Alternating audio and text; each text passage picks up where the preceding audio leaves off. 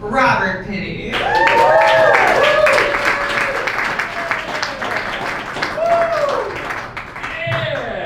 definitely have a lot to talk about when it comes to the flannel stuff. Okay, because I am pro flannel. Oh no, Matt, don't cover up. That's a great flannel. I just like, there's a rule in comedy. You're supposed to dress 2 steps above the audience, and there are 6 people in here right now with this same shirt. This is weird. This is a weird moment for all of us. I do have a matching mask. My mom made it for me. It's a pro move. I like your style, buddy. I thought about wearing it. I thought about doing the man bun just to be able to represent with you, but I can't do it. I got curls. Okay. Yeah, give it up for all the comments you guys have seen tonight. Absolutely awesome. I was featured on SiriusXM, and also less than 8 hours after my album came out, Costco called me, and I was the featured member in Costco Connection magazine. That is.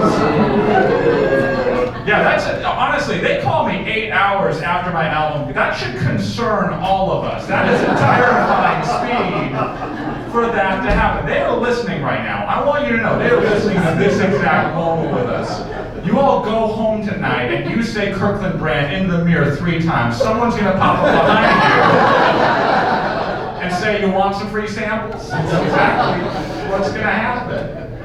They did, and my grandma is so stoked that I was in Costco Connection. She is so psyched that I was in it. My mom was psyched too. 3 months after it came out, I was like, do I even talk about being in Costco Connection? My mom was like, oh, Robert. Just keep bringing it up. You never know who still has one. And I was like, oh, Mom, that was in February. If any of you still has Costco Connection magazine from February, get some help.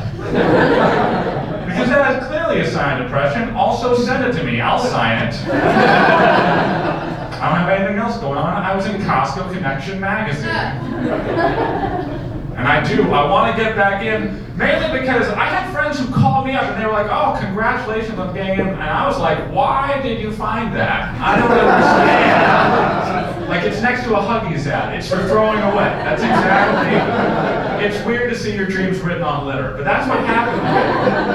Like, one person found it the right way. They're like, oh, congratulations on getting on the last page of Costco Connection magazine. You see, as I was throwing it away into the garbage, it flipped open to your page, and I was like, oh, hey, wait a minute, I know that guy. And I was like, thank you, that's how you're supposed to find it. That's the exact way and this is true. I was doing this joke one night, and a friend came up to me after my set and said, you know what, actually, I had thrown my Costco Connection magazine away until I saw your mom's Facebook post.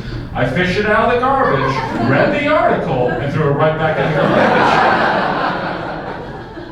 It's a true thing that happened.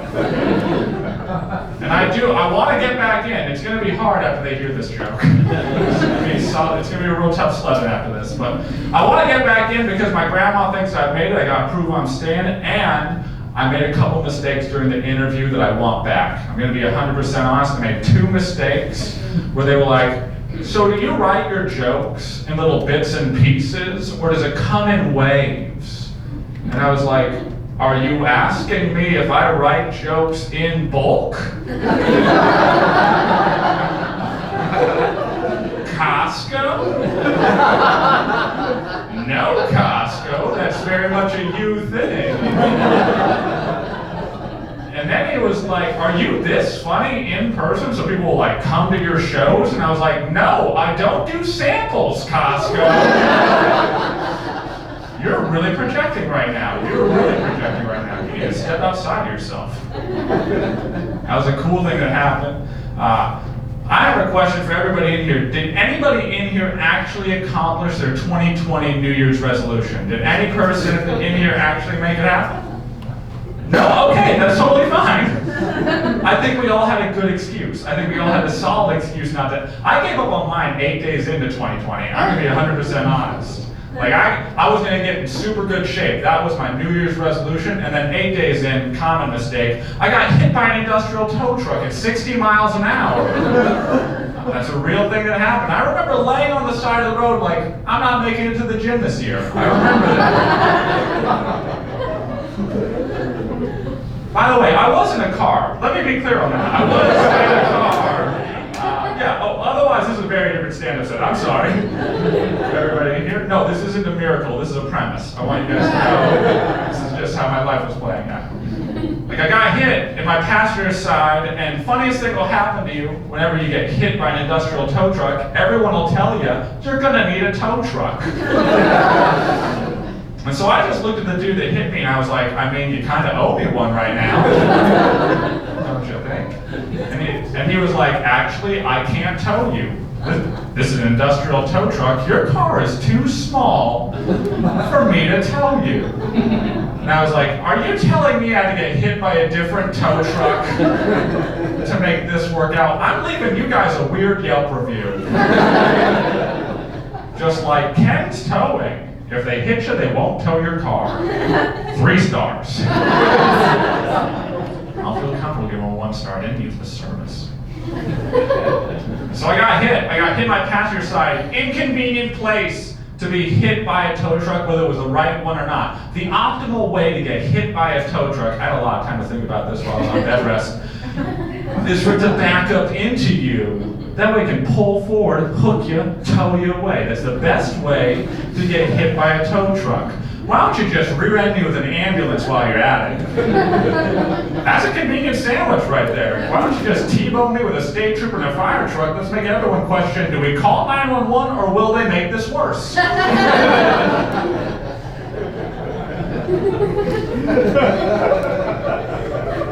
And so I had a concussion. I got a concussion from the accident, and honestly, the worst part about having a concussion for 3 weeks was I didn't even realize I had a concussion for 3 whole weeks. I just thought I was having a dumb week, followed by another dumb week. I was on track for a stupid month. That's what I thought was going on. And I've had several of those. And I don't know who hasn't. Like, I might not be a stupid human being, but I am the type of person that I once locked my keys in my car twice on the same day in the same spot. And I gotta say, the second call to AAA was the worst. Because I got the same dude 2 times in a row. And I thought about hanging up just out of sheer embarrassment, but I was like, nah, this is gonna be the fastest call to AAA anyone's ever seen. Like, hey Carlos, hope you had a good lunch break. I know standard rates apply, ship it. So I had that concussion, and I figured out I had a concussion in the stupidest way possible. By the way, my mom, she was a nurse, she told me I had a concussion. That's not part of this set, it's just something she wanted to let me know, to let you guys know what happened. Stutter online there, it's gonna be funnier after this, promise. Okay?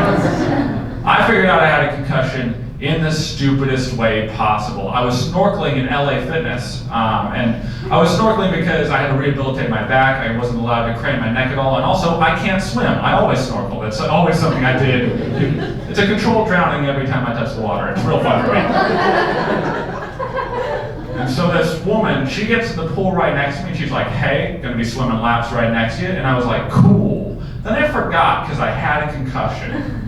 And as she came at me through the chlorinated mist, she emerged, and my first thought was, oh snap, there's a mermaid in here. That was my real first thought. And then I berated myself like, Robert, do you know the infrastructure and planning it would take to get a mermaid into this LA Fitness right now? You have to get an industrial tow truck. Those things are finicky to get what you want to do. Then you're going to have to change the salinity of this pool from freshwater to saltwater. Everybody knows that mermaids are saltwater creatures by nature. And then you're going to have to fill it with gadgets and gizmos aplenty, and who's it and what's it galore. That thing of bombs, at least 20. But she won't care. She'll want more! Plus, you just seen a sign, Robert. You just seen a sign like, hey, right next to no lifeguard on duty, hey, they're merfolk about. You just seen it. Plus, when was the last time you saw Ariel wearing a swim cap? Not one goddamn time have you ever seen that. You just saw the female form underwater and thought mythological creature for sure. Maybe check yourself before you get in the pool, buddy. I thought all of those things. She swam past me as she came back at me. My first thought was, oh snap, there's a mermaid in here. And that's when I realized I have a concussion. That's the exact moment I realized it.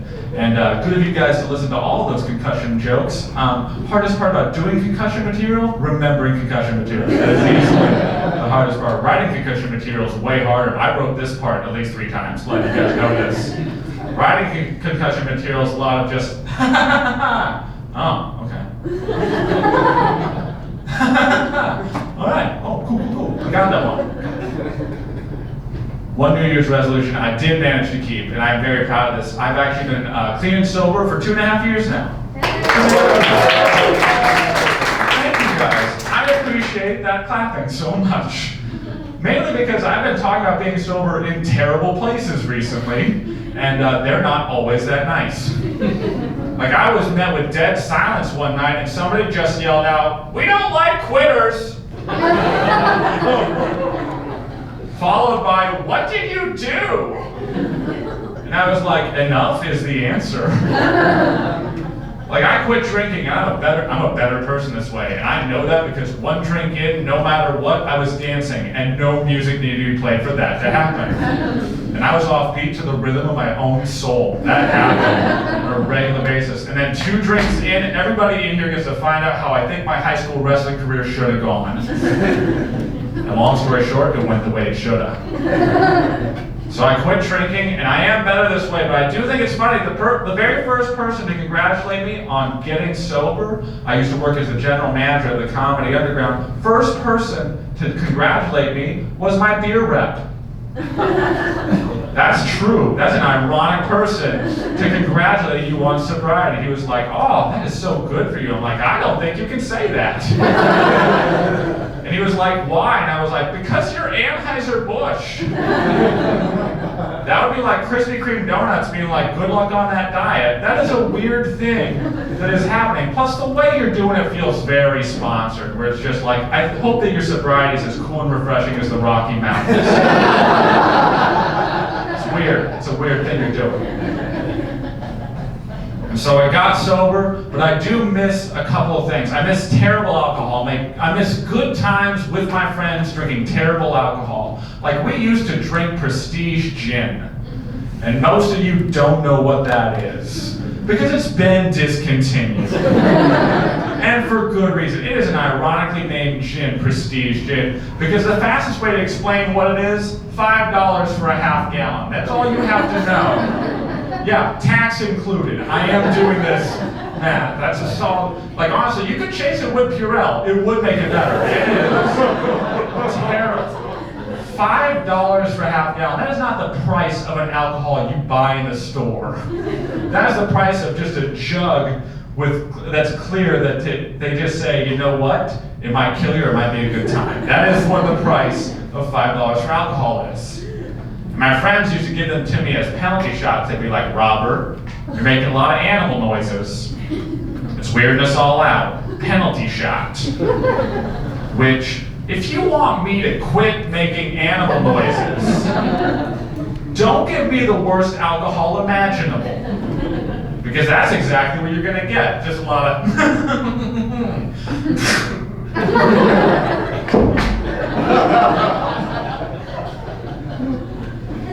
And I make animal noises whenever I'm feeling a lot of emotions. Because I think the part of my brain that's connected to showing emotions is just a Fisher-Price see and say. I'm fairly certain on that. It's just like, Robert is sad.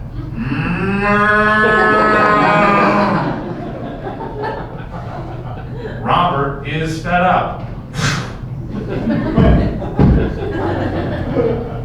Robert is down with a sickness. Oh, ah!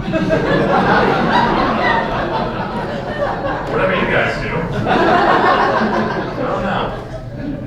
I'm glad you guys liked that last one. guys, I practiced that stupid ass noise for a long time. To do that stupid ass noise. I wrote that joke before I could do that noise, and I'm 100% honest. Yeah, the order of events on this is weird. Like, my dog hates that noise, you guys. She's never growled at me in her life, but the second I make that a noise, she's just like, you need to go for a walk right now, and do not bother taking me.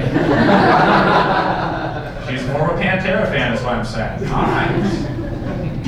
Also, I think you guys can tell based on that noise, I'm single right now. I'm saying, it's okay, you guys can laugh right there, I know what it is.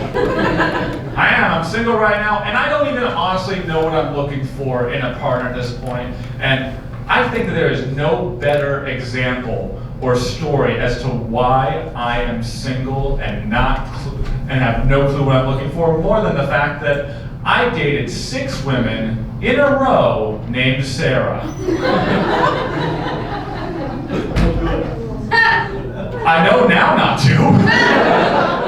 But at the time, you can't stop the streak. That's the main thing. It's like, after the first 4, I would just hear Sarah. I was like, I gotta keep doing this. I mean, there's no way I can stop. And honestly, I did that back in college when I was living with a man who was also dating and ended up marrying a woman named Sarah. That's a real thing that happened, and he was just like, did you just think it was a Sarah that you would need? And I was like, no. And he was like, okay, you know what? I'm breaking the streak because it's a small college town. You're going to take a shot at my girlfriend soon. So they did. They set me up, and they set me up with a woman, and this is true. Her real name was Sierra. That's who broke the streak. And she was pissed when she found out about the Sarah thing. She just looked at me one day and was like, did you just mishear my name? And say yes? And I was like, no. But I am single, and I'm probably just going to be single for a while because my standards are very high, not in the people I date, but just how close they are to me. Like, I like dating people. Like, I just got out of a relationship with someone who lived 5 minutes away from me, you guys. She was so geographically attractive. It was so nice. It was so hot. Like, honestly, I would travel to the ends of the earth for love. But if she was right across the street, I'd prefer that. I think that's a fair thing. They call them the girl next door, not the lady 3 bus transfers away for a reason. There's a reason behind that. Like, they've even got that song. I would walk 500 miles and I would walk 500 more. Change that to yards. That's where I'm at right now. I am 1,760 times less romantic than that song. Another conversion for you guys. You're welcome. Also, I would like it to be noted, that band is Scottish. They knew kilometers. They chose miles for that song. Because we're the more romantic of the 2 choices right there. It is a solid move they made, because otherwise it is a terrible song. I would walk 500 kilometers. It was a good move on their part. Also, the 804 kilometers if they want to keep the distance the same. Did the math twice for you guys on this joke. The other reason I'm single is that math joke. It's absolutely one of the reasons. My love language is semantics, and I stand behind that. The other reason that I'm single is because it sucks to date nowadays compared to all the other times, and that is really my only option at this point. Mainly because you need a good picture in order to play this dating game, and I do not take good photos. I have taken 6 good photos my entire life. One of them was in Costco Connection magazine, and I did use that in the Tinder profile, not gonna lie. I used my entire Costco Connection thing. Like, they swipe right. I have taken 6 good pictures, one at 32, 30, 26, 21, and then 16. That is exactly. Everybody who swipes right on me is just like, I don't know if I'm getting in trouble for this. So I don't take good pictures. I don't know why that's a standard for being attractive. I don't understand that even. I look a lot better when I'm moving around. I know that about myself. Like, I know, like, honestly, I'm a moving 7 and a still 4. I have to keep moving at all times, or else all of a sudden it's just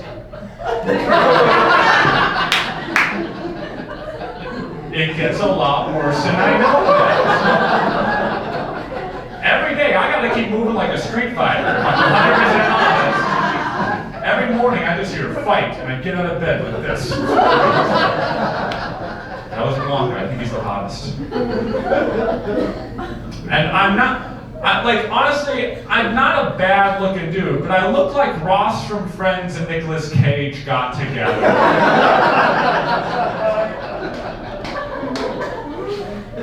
Like, I could steal the Declaration of Independence while we were on a break. I understand that. This is where we're at right now. And I'm not saying I'm an unattractive man. That's not what I'm saying. I just know I'm attractive to a certain kind of person. Like, I'll have people who come up to me and be like, wow, you're beautiful. I'm like, nah, I'm suspicious. Like, am I attractive the way Beyonce is attractive to everyone? Or am I attractive the way Jay-Z is attractive to Beyonce?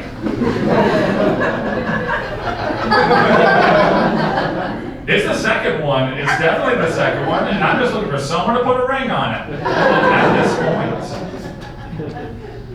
And also, I want you guys to know this. These jokes are not an invitation for you guys to come up to me after this set and tell me how attractive or unattractive you think I am.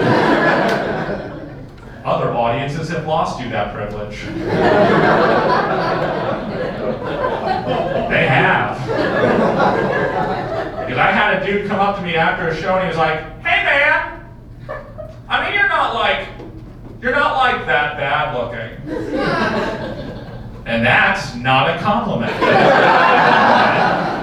And you stammering your way to it and looking the other way didn't help things. You stammering your way to being like, I mean you could be a 5 if you believe in yourself. It's a dick move. But it beat the hell out of one dude that was like, way to win one for us uggos. I was like, what the hell? What's wrong with you? This is the best I've ever looked, right this second, wearing all of this. And I do not care that I look like a Kirkland brand brawny guy. I do not care even a little bit. All I'm saying is if you see my face in a masculine role on a product, just keep it stepping and know you're getting a deal. I want you to know that. I look like I'm responsible for all the wood in here right now. I know that 100%. Just like, is this oak? I feel like this is oak. Actually, I think it's mahogany if I'm 100% honest. We can buff out these scratches. We'll make it work. Like, the other reason it's hard to date me is because I'm boring. I'm a boring person. Like, people say I'd rather be somebody's shot of whiskey than everybody's cup of tea. And I'm out here like, I think I might be someone's LaCroix. I'm pretty sure. I'm the one saying it. You guys can laugh right there. Like, if I'm at a picnic, you'll take a shot. That's who's drinking that soda. Like, honestly, LaCroix tastes like someone forgot to order something. It tastes like at some point they were just out there like, oh shit guys, we got 10,000 gallons of soda water and 3 limes. What are we gonna do? And they were like, just throw them in, we're all getting fired anyway. And then they didn't, they just left it next to the bath, and it still worked. Like, I think you guys can tell, like, this is one thing about LaCroix, I will say, is it is my favorite drink, and I hate it so much. It is my favorite, and it's the worst thing ever. Because LaCroix is a lot like life. It's all right. At best. But if you sit there and savor it and think about what makes it good at that exact moment, it gets a lot better really quickly. There are 2 types of people in this world. People who always want for more than what they have in front of them, and people who can actually savor the mild things that are happening. And I know which one will make me happier, but that is also why I fucking hate LaCroix. It's a journey into the self every goddamn time. And I didn't order an inward journey, I ordered a pamplemousse and they didn't even do it that good. And is this my funniest joke? Maybe not. But is it the one I hope you remember the next time you have a LaCroix? Yeah. I hope the next time you pop the top of a LaCroix, you just look at it and go, but how am I really doing right now? And I'll have accomplished what I needed to with that joke. Also, I think you can tell based on that joke, I have been meditating. I've been meditating lately, getting very zen in the moment with people. I went on an 11-day long silent meditation retreat, and I gotta be honest, at first I thought it was a cult. I thought I was joining a cult just on accident. They were like, no, you just sit in a room with a bunch of people and you're just silent. I'm like, yeah, I'm a cult. I know what I'm getting into. I need material, let's do this. And I went on that journey, and they had 4 different rules that they told us every single day that I thought were hilarious. They were just like, no killing, which first off, what the hell is happening inside these meditation retreats that this needs to be said? Like, I'm zen as hell right now, I'm also locking my door tonight. I want you guys to know that. And then they were like, no killing, no eye contact, no talking, and no sex. And yeah, we knew no sex after you said no eye contact or talking. I don't know how the hell anyone could hook up under those circumstances. There is no way. Like, maybe if they just look really good, like right here. Just like right here, that just that, like I'm a moving 7 still 4 peripheral 9. If I got that going, then maybe I can make this work. God, you guys are so good. You guys are an awesome audience. I mean that so wholeheartedly.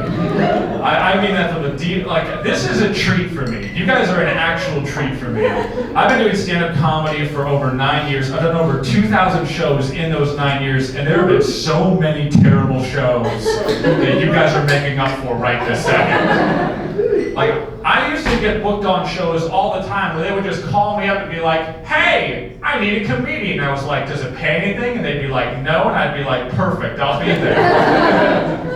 Like, 2 years in, I was booked on a kids show.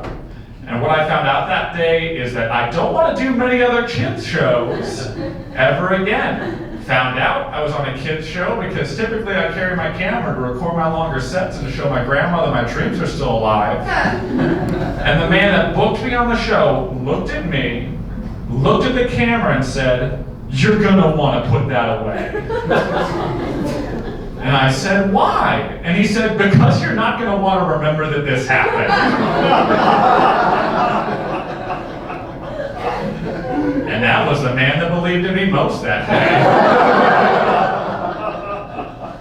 And so now, I was performing in front of 200 children, and let me be clear on this, none of those kids did anything wrong. But also, I found out how to make 200 children completely silent for 20 whole minutes. And here's a hint, it involved my act and the will to go on. It was so quiet in this large theater. I heard the man that booked me on the show go, boy, he sure is trying out there. And I don't know if you've ever heard something that hurt your feelings echo. But it's the reverb that puts the sting in it. So now, I'm doing my best on these kids. I resorted to doing crowd work on kindergartners. It is not what I want to be doing with my comedy career at all. But I was working it until I turned to this 5-year-old girl and I said, so how's a single life treating you? Which I still think is funny. That's a funny thing to say to a kid.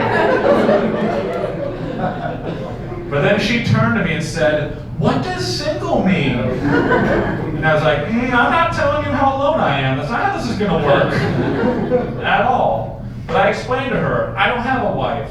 I don't have a girlfriend. And then she made a pause happen in an already silent room until she turned to me and into the microphone said, but how could you be so old and have no one that loves you?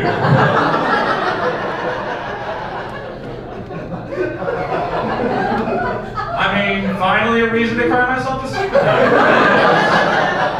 It's not going to get better than that.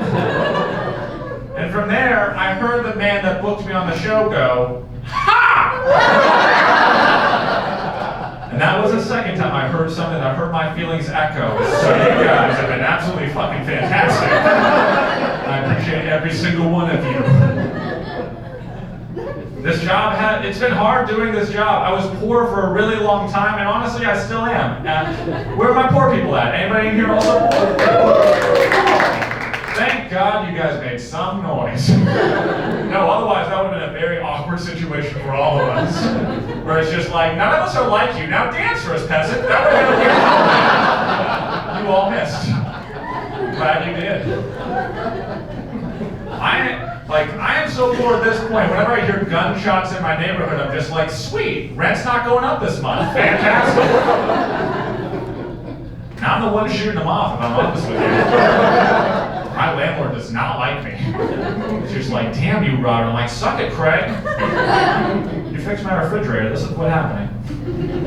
Like, I'm so poor at this point, I still have roll-down windows in my car. It's a 2013. I didn't know they still made cars where you had to manually roll down the window. I didn't know that. And neither did a police officer that stopped me. Because he said, he was like, "Sir, would you please roll down your windows?" And he made this motion to sign to me to roll down my windows. And I rolled down my windows, and he said, "You still have those?" And I had to be like, yeah, because things aren't going great. Like, that's what you can hear every time I roll down is, things aren't going that good. I can hear it every single time. I have to do my pastor's side too. They can't do themselves. They have to be like, their life isn't great either because they know me. I have to do it every single time. It's a loose window. I can't afford to get it fixed. Like, this is where I'm at. This is the only real thing that I buy from time to time just to give myself a treat is I like to buy a hot chocolate. That's my big splurge. And I decided to go to Bikini Barista to see what the markup was because of boobs. I wanted to know that. And she told me $9 for a hot chocolate, and I was like, I don't have $9 for a hot chocolate, and you should have known that when I rolled down my windows. She was like, well, I'm half naked right now. I'm like, mostly naked right now, that's fair. And so I just handed her $2 and I left. I didn't want to even go through with it because I just wanted to know exactly what Busty Blues bolster business. I wanted to know if that happened. Like, I found out there's a 300% markup every single time I just go to my barista and use my imagination. Yeah, he doesn't even mind if I'm 100%. He doesn't care at all. He's just like, savvy what you're doing right now, Robert. I'm like, thanks, Craig. I appreciate that. He is my landlord. You guys put it together. Like, there are a bunch of really odd jobs that I've had to do over the time I've been in comedy. I used to work as a Lyft driver for a long time, and one night I had a woman that came out of a place called Q Nightclub. And she got in the car and said, I need to go to Q Nightclub. And I told her, we're at Q Nightclub. And then she turned around and looked, got out of the car and said, thanks. And then just walked back into Q Nightclub. It was such an awkward interaction and it happened so quickly. I didn't know whether it really happened or not until the next day when I got back my electronic report. And sure enough, I had a ride. It lasted 1 minute long. We went 0 miles. It cost her $4.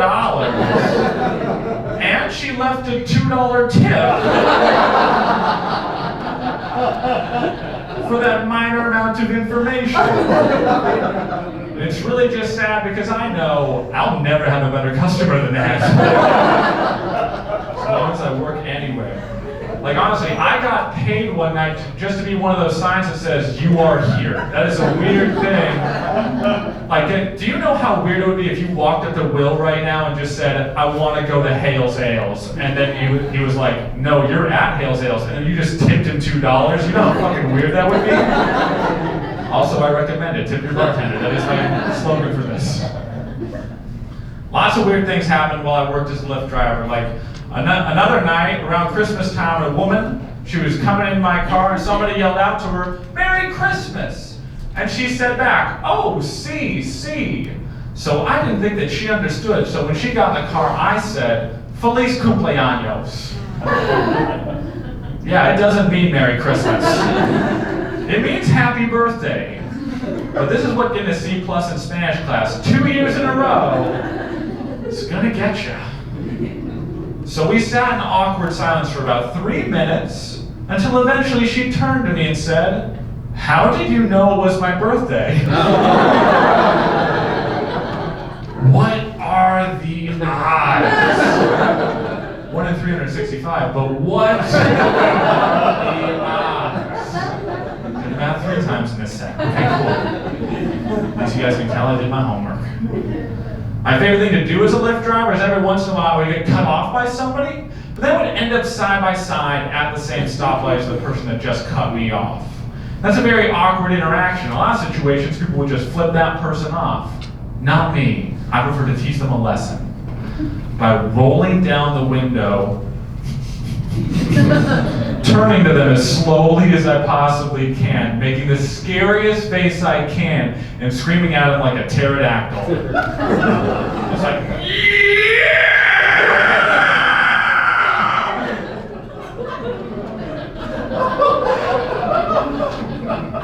Because what do you want that dude to learn?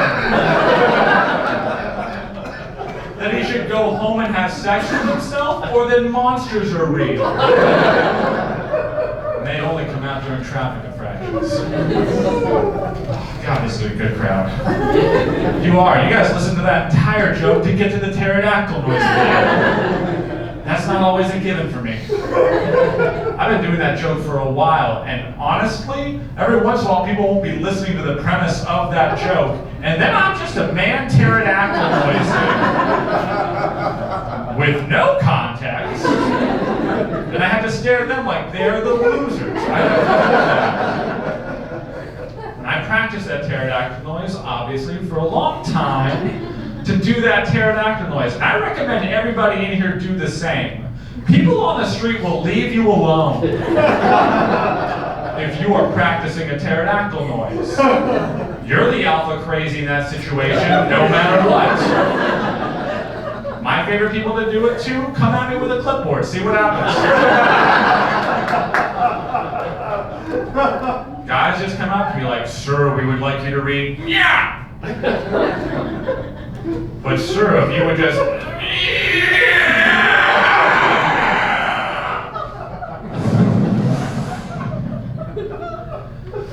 man, we are never getting this prehistoric museum built.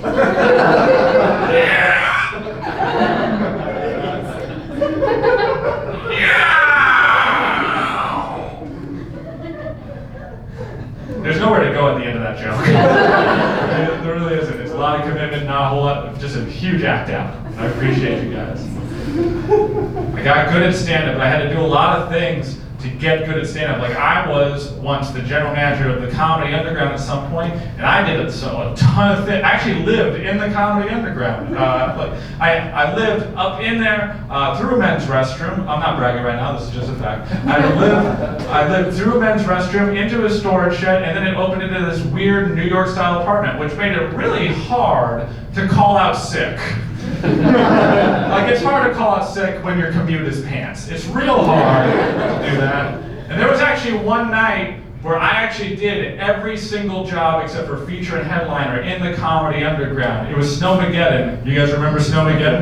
Back in the day, we got 6 inches of snow, which honestly that's a natural disaster here in Seattle. That is an actual, and I was expecting no one to come to that show, and then 15 people walked through the door, and I had to do everything. I was a server, bartender, cook, host, manager, and door person, all in the same night. And I gotta be honest, I walked out on stage and I told them, "All right, guys, I am the only person in here right now.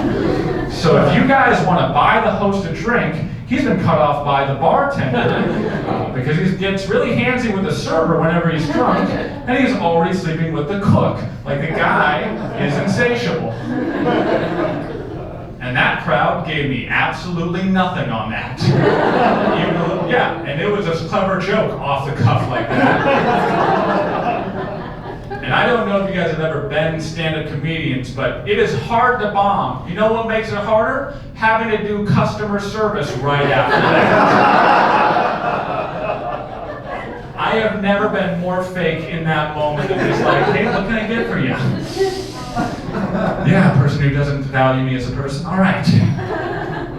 Like, I had to take orders, and also that was the first night I had ever bartended. That was the first night I had ever bartended, and they were like, also, they were all from Russia, by the way. They came in out of the cold, and they're like, oh, we're used to this. They were like, oh, I would like a cocktail. By the way, I can't do a Russian accent. I'm going German on this.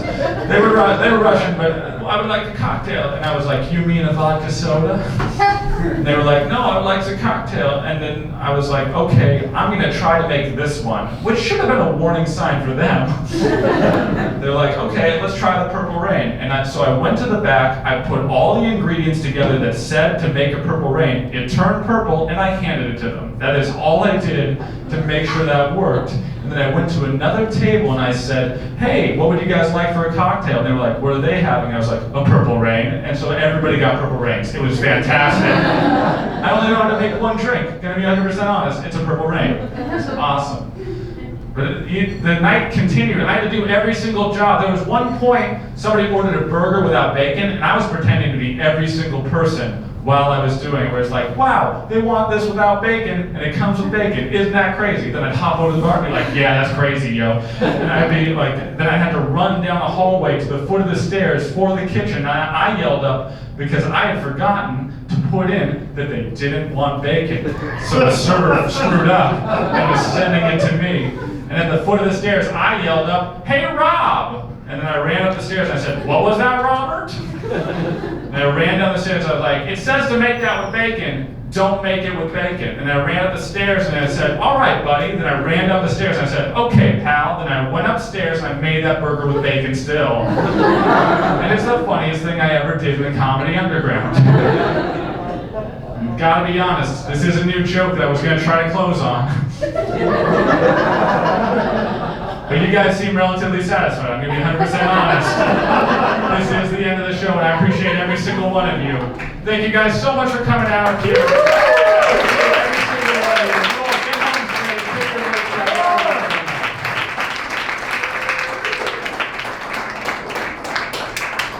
Y'all give it up again for Robert.